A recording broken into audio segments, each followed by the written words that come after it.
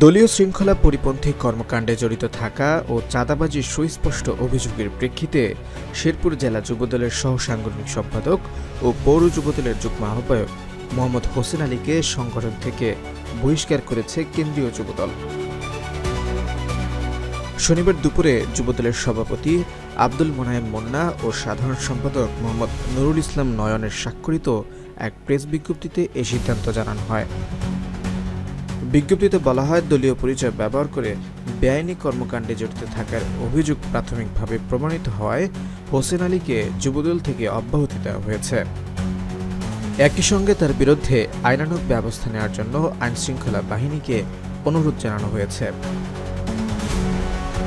হোসেন আলীকে বহিষ্কারের সিদ্ধান্তের পর জেলা ও পৌর যুবদলের নেতাকর্মীদের মধ্যে স্বস্তি ফিরে এসেছে।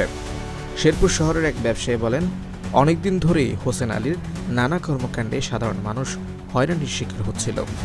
এই সিদ্ধান্ত বিএনপির প্রতি আমাদের আস্থা ফিরিয়ে এনেছে। জেলা যুবদলের সাধারণ সম্পাদক আতহারুল ইসলাম আতা বলেন, কেন্দ্রীয় সিদ্ধান্ত সময়োপযোগী ও প্রশংসনীয়। তার কর্মকাণ্ডে আমরা অতীতেও বারবার বিব্রত হয়েছি, বহুবার সতর্ক করেও কোনো ফল হয়নি।